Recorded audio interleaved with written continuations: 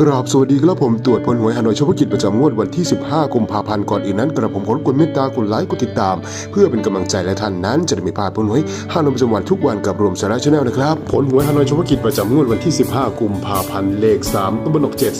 745 745เลข2ตัวบนก45 เลข2ตัวล่างออก03กับทุกท่านโชคดีนะครับ